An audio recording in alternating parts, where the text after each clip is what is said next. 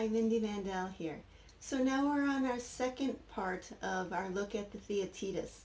If you didn't see the first part, it's not really necessary in order to understand this, but I mean it does kind of make sense. So I'm going to put a card for it up here, and also I will put a link for it in the description box. Okay, well we've got a lot to cover, so let's get into it. Okay, so this dialogue has Socrates talking with a young man named Theaetetus. And they're also with Theaetetus's teacher, Theodorus.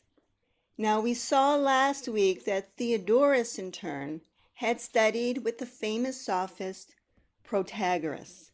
And this had proved important to last week's discussion. Because last week, in the first part of this dialogue, they were exploring the question, what is knowledge? And the first answer that Theaetetus gave was that knowledge is perception. And this was really the focus of the second half of the video that I made last week. And that discussion took us through a long and winding exploration of a theory called relativism. And relativism is the theory that truth is whatever is true for me. Now, in the course of that long section exploring relativism, there was actually a tangent which I had skipped over, and I skipped it because it was not relevant to what I wanted to talk about last week. However, it is actually important to this dialogue, and it's important to what I want to discuss today, so I'm going to go back over it. And this was a comparison between the clever worldly person and the philosopher. So Socrates says of worldly people, they know how to wheedle their master with words and gain his favor by acts, but in their souls they become small and warped. And by the way, all of our translations today, same with last week also, are from Harold North Fowler. What Socrates is saying here is that if you want social power, it means you have to win over the people, and you're always going to have a master. So having worldly power means you're giving up personal power. Okay, well, philosophers, on the other hand, appear fools to the public at large, but Socrates argues that they're actually engaged in the most meaningful of activities. And he gives this example. He says, take the case of Thales. While he was studying the stars and looking upwards, he fell into a pit, and a neat, witty Thracian servant girl jeered at him, they say, because he was so eager to know the things in the sky that he could not see what was there before him at his very feet. Well, that same jest applies to all who pass their lives in philosophy. So the worldly types are laughing at philosophers, but Socrates tells us that at the same time, the philosopher is also laughing at the worldly types. And here's an example he gives. When he hears that someone is amazingly rich because he owns 10,000 acres of land or more, to him, the philosopher, accustomed as he is to think of the whole earth, this seems very little. Here's another example. When people sing the praises of lineage and say that someone is of noble birth because he can show 7 wealthy ancestors, the philosopher thinks that such praises betray an altogether dull and narrow vision on the part of those who utter them. Because of lack of education, they cannot keep their eyes fixed upon the whole, and are unable to calculate that every man has had countless thousand ancestors and progenitors, among whom have been in any instance rich and poor, kings and slaves, barbarians and Greeks. And barbarians, I think most of you probably know, is the word they use for foreigners. Now this part of the statement, because of lack of education they cannot keep their eyes fixed upon the whole. This part is especially significant because here we have an idea that comes up repeatedly throughout Plato's dialogues.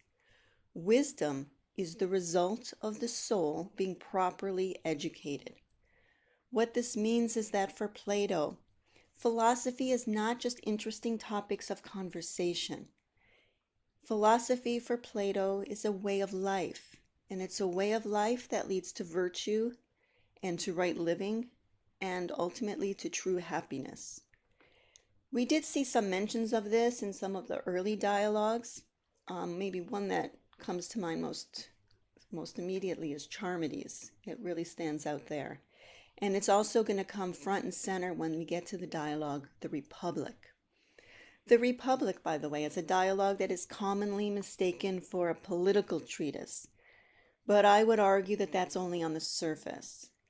More accurately, it's an extended discussion on the proper education of the soul. And what Socrates argues in many different dialogues is that the height of that education of the soul is the state of mind and condition of soul that we call virtue. In this dialogue, he says, God is in no wise and in no manner unrighteous, but utterly and perfectly righteous.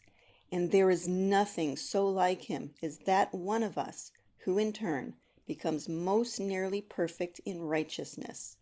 It is herein that the true cleverness of a man is found, and also his worthlessness and cowardice. For the knowledge of this is wisdom or true virtue, and ignorance of it is folly or manifest wickedness. And all the other kinds of seeming cleverness and wisdom are paltry when they appear in public affairs, and they're vulgar in the arts. Now, you could argue that Plato got sloppy here because he's using the word knowledge as if Socrates knows what it is, and yet the whole discussion in this dialogue is exploring the question, what is knowledge? And Socrates claims not to know. What we have here is Socrates stepping out of his usual role as that questioner who claims no insights of his own. He actually does have some, and here he's sharing one of them with Theaetetus and also with us. This is what he sees as the highest goal of philosophy. All right, now this is the tangent, and the tangent often has Socrates stepping out of his usual role, or at least the role he's playing in that dialogue. And we also seen in like the dialogue Protagoras, for example, we see that tangents tend to be quite meaningful. And the tangent, even though it may be a tangent in that discussion, it's not a tangent for Plato because it's part of his plan to lead us to a certain conclusion. He needs this information to carry on into the next section of the dialogue. And so let's get back to our question of what knowledge is. And we'll see that this tangent ties in. All right, at the end of last week's video, I showed you that the relativist position that knowledge is perception was ultimately rejected with this conclusion. Then knowledge is not in the sensations, but in the process of reasoning about them. Okay, last week we did not talk about why he says this. We left it as kind of a cliffhanger, and that's because it's a rather long discussion. We're going to have that discussion now, and we're going to see how he reaches this conclusion in something of a roundabout way. So first, let's take a look at the theory of absolute reality that's held by the philosopher Parmenides. And this theory ties into the vision of reality that Socrates just shared with us. We'll see in a moment. So he says, Melissus and Parmenides maintain that everything is one and is stationary within itself, having no place in which to move. Last week, we had looked at the theory of Protagoras, which focuses on the physical world as ultimate reality. So where Melissus and Parmenides say that everything is one, Protagoras focused on multiplicity in our physical realm. And where Melissus and Parmenides focused on a realm that is stationary with no place to move, Protagoras focused on our physical realm, where things are constantly in motion and they never stay the same. Now Socrates actually gives us a quote from Parmenides. Parmenides had written, "So that it is motionless, the name of which is the all." This all, we will find, is very much consistent with the whole that Socrates had told us previously we ought to keep our eyes fixed upon. In fact, Socrates is actually going to switch to this language of the whole when he discusses Parmenides' theory. He says, if we find that the partisans of the whole seem to have truer doctrines, we will take refuge with them from those who would move what is motionless. However, Socrates chooses not to fully open up the doctrines of the monists, and here's his reason. Because I have a reverential fear of examining in a flippant manner Melissus and the others who teach that the universe is one and motionless, and because I reverence still more one man, Parmenides. Parmenides seems to me to be, in Homer's words, one to be venerated and also awful. I'm going to pause for just a moment to point out that this is an older translation, and in Old English, sometimes they put full in front of an adjective, and it means it fills you with that feeling. Like here, awful used to mean fills you with awe. Also, there's another translator named Thomas Taylor who often uses the word wonderful to mean surprising, like it fills you with wonder. And because the meaning has changed in modern English, it really throws people off. So I just want to point that out. So going back here, Socrates is saying that Parmenides seems to me to be, in Homer's words, one to be venerated and also someone who fills you with awe. For I met him when I was very young and he was very old, and he appeared to me to possess an absolutely noble depth of mind. So we see here that Socrates has great respect for this view, this metaphysical view that Parmenides and Melissus represent. And we also see that he doesn't want to treat this noble topic as a side issue. And of course, it would take them away from their discussion about knowledge. Parmenides' doctrine actually is going to come up later. We'll see that when we get to the dialogue named after Parmenides, because that one covers this metaphysics. Now, it may seem odd that Plato would even mention this alternative doctrine if he's not going to unfold it. However, we are going to see that it was necessary. All right, so this alternate doctrine was put out on the table. It's not opened up, but it is introduced. And now Socrates is going to put the final nail in the coffin of relativism. Socrates and Theaetetus both agree that it is the soul that perceives, and the body is merely the tool through which it does so. This is an argument that many modern readers have trouble with, but let's take a look at it. Socrates says, just consider, which answer is more correct, that our eyes are that by which we see or through which we see, and our ears that by which or through which we hear? And Theaetetus replies, I think, Socrates, we perceive through rather than by in each case. Socrates says, yes, it would be strange indeed, my boy, if there are many senses ensconced within us, as if we were so many wooden horses of Troy, and they do not all unite in one power, whether we should call it soul or something else, by which we perceive through these instruments the objects of perception. Well, this idea of thoughts and perceptions being in the soul is really quite foreign to our modern ways of thinking. It actually is central to the Platonic view, because the soul is seen as intellectual. The soul uses a body as a vehicle in the physical plane, and it reincarnates each time a body wears out or decays.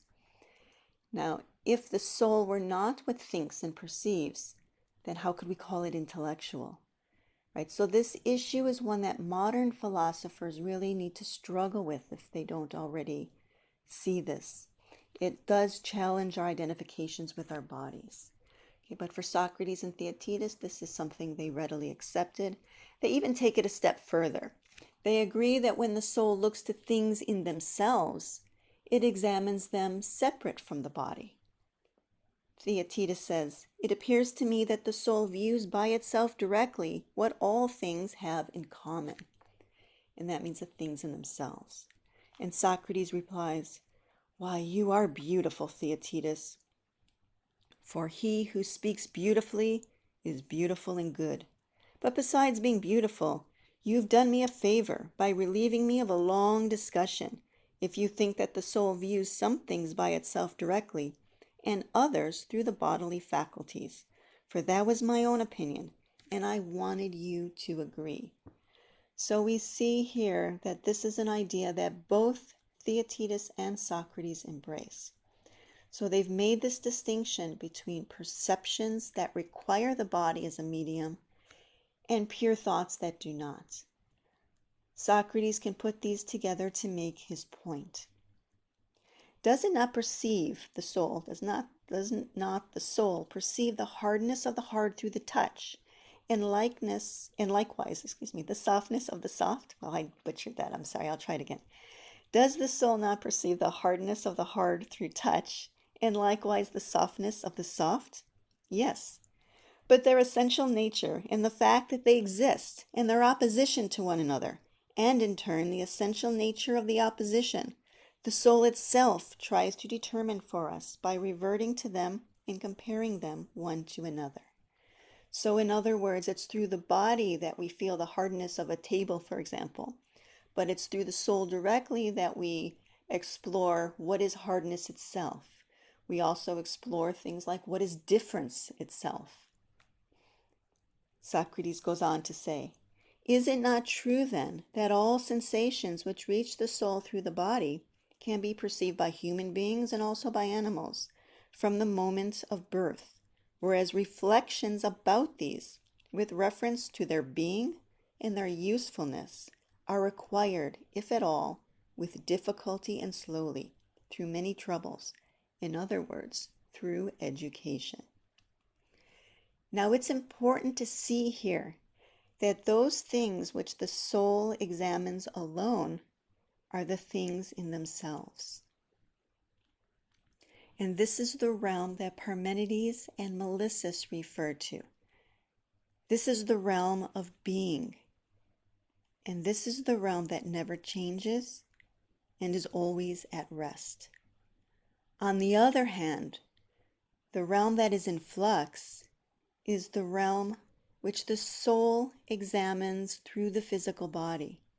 And this is our physical realm, in which things are interdependent with perceptions. And this is the realm that Protagoras wrote about, the realm of becoming. And our physical realm always changes and is always in motion. Now, the relativists only recognize the realm of becoming. Platonists, however, recognize both of these realms, but we see the realm of becoming as being something less than ultimate reality. Ultimate reality is the realm of being. And this distinction between the realm of being and the realm of becoming is really key to understanding Platonic metaphysics. Also, in a more immediate sense, it's key to understanding this argument that we're looking at right now. Socrates asks, is it then possible for one to attain truth who cannot even get as far as being? In other words, if you don't recognize the realm of being, you cannot find truth. Theaetetus agrees. And will a man ever have knowledge of anything, the truth of which he fails to attain? How can he, Socrates? So now, after all this, Socrates is ready to deliver that final conclusion. And finally putting an end to the relativist argument. Then knowledge is not in the sensations, but in the process of reasoning about them. For it is possible, apparently, to apprehend being and truth by reasoning, but not by sensation. All right, so it was a very long argument, but they finally put that aside. And now we're ready to move on. We're looking for another possible definition for knowledge. Socrates summarizes their current status in this discussion. However, we have progressed so far, at least, as not to seek for knowledge in perception at all, but in some function of the soul, whatever name is given to it, when it alone and by itself is engaged directly with realities. All right, I did spend a long time developing these ideas, and I did so because they really are important to anyone who wants to open up Platonic thought and see what Plato's writings are all about. The ideas discussed in this video are key to understanding many other dialogues as well. All right, so now they're ready to move on to definition number 2. All of that was definition number 1. And remember their question, what is knowledge? Theaetetus has a second suggestion, that knowledge is true opinion. To say that all opinion is knowledge is impossible, Socrates, for there's also false opinion. But true opinion probably is knowledge. Let that be my answer. Well, in the course of exploring this tentative answer, we do get some definitions that you might find interesting. Here's a definition for thought. Do you define thought as I do? How do you define it? As the talk which the soul has with itself about any subjects which it considers. And then any decision arrived at, Socrates defines as opinion. When it has arrived at a decision, whether slowly or with a sudden bound, it is at last agreed and is not in doubt. We call that its opinion. And so I define forming opinion as talking, and opinion as talk which has been held, not with someone else, nor yet aloud, but in silence with oneself. All right, so they've defined thought and they've defined opinion. But since they're now considering the possibility that knowledge is true opinion, they need to look at what is the difference between them and also take a look at what is the difference between true opinion and false opinions. Now, this part of the conversation takes many twists and turns, and I'm just going to give you a few of the highlights. Socrates compares souls to wax imprints. He says, when the wax in the soul of a man is deep and abundant and smooth and properly kneaded, the images that come through the perceptions are imprinted upon this heart of the soul. When this is the case, and in such men, the imprints, being clear and of sufficient depth, are also lasting. And men of this kind are in the first place quick to learn, and secondly, they have retentive memories. Moreover, they do not interchange the imprints of their perceptions, but they have true opinions. So in other words, these are the people we call wise. But as for the rest of us, he says this: those whose wax is soft are quick to learn, but forgetful. And those in whom it is hard are the reverse.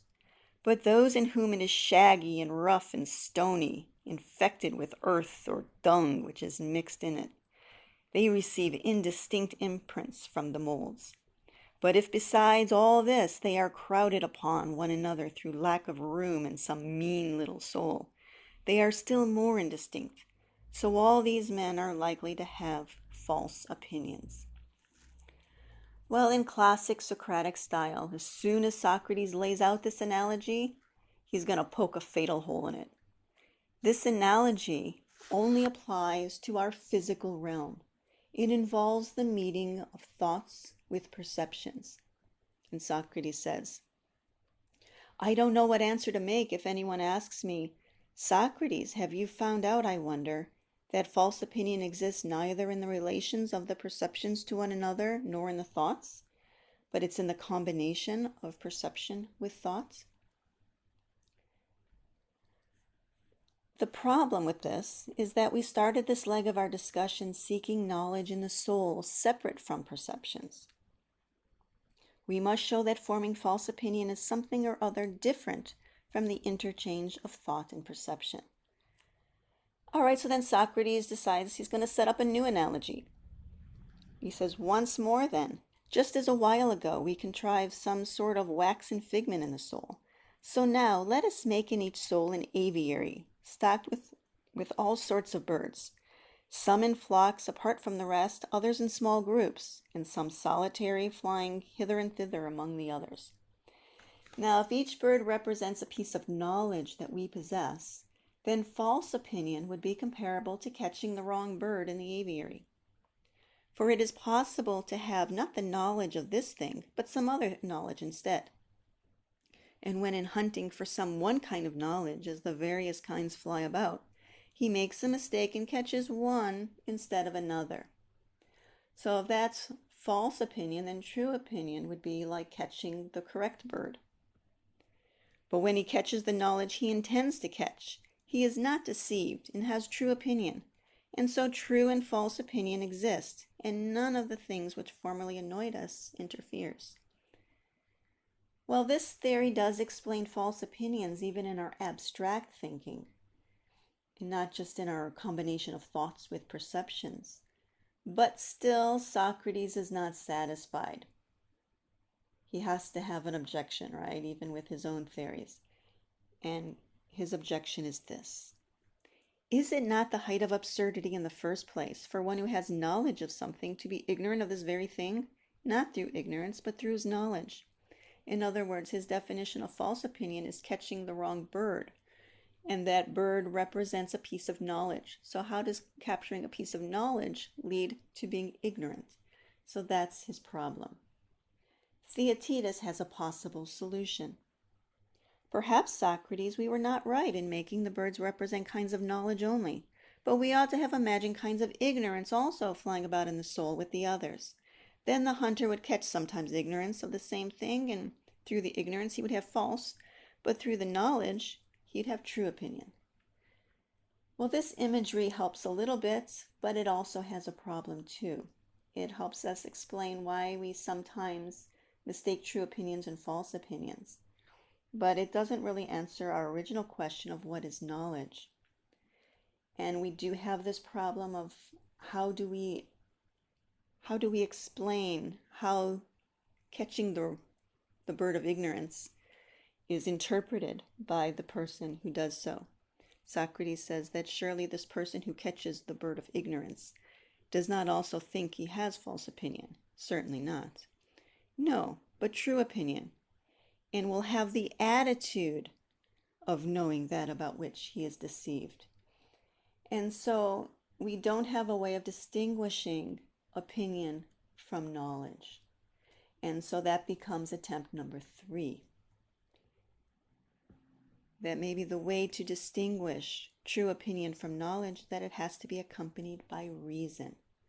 Now Socrates summarizes the position this way: when, therefore, a man acquires without reasoning the true opinion about anything, his mind has the truth about it, but he has no knowledge. For he who cannot give and receive a rational explanation of a thing is without knowledge of it. But when he has acquired also a rational explanation, he may possibly have become all that I have said, and may now be perfect in knowledge. At least that's the theory. But then this raises the question of what we mean by rational explanation. Now, in the course of their discussion, they come up with 3 possible definitions, and I'm going to summarize them for you here. The first would be making one's own thoughts clear through speech, so just explaining yourself. The second one: each person, if asked about anything, must be able to reply, to give his questioner an account of it in terms of its elements. Okay, an account in terms of its elements sounds kind of confusing. Fortunately for us, Socrates gave us an example. If we were asked what a wagon is, we should be satisfied if we could say wheels, axle, body, rims, yoke. And then there's a third possible definition. Knowledge is the ability to tell some characteristic by which the object in question differs from all others. Now, in the course of their discussion, they find that they cannot in any way differ right opinion from knowledge. And ultimately, Socrates reaches this conclusion. So neither perception, Theaetetus, nor true opinion, nor reason, nor explanation combined with true opinion could be knowledge. We are left with a reminder, though, that these such explorations are never a waste of time. Socrates is making a reference here in this quote to his art, which I discussed last week. It's akin to midwifery. If after this you ever undertake to conceive other thoughts, Theaetetus, and do conceive, you will be pregnant with better thoughts than these by reason of the present search. And if you remain barren, you will be less harsh and gentler to your associates, for you will have the wisdom not to think you know that which you do not know. Well, let's all take courage in his words and continue to question ourselves about what knowledge really is. As always, if you have any questions or comments, please do feel free to put it in the comment box. I will respond. Also, if you enjoyed what you saw, I would appreciate a thumbs up. And if you are not already subscribed, please think about it, because I do put out a new video each week. Next week, we're going to stay on this question of the difference between right opinion and knowledge. And this time we're going to look at the Meno, where Socrates gives his ideas. And so here he's going to introduce his theory of recollection. I do hope you'll join me. Thank you.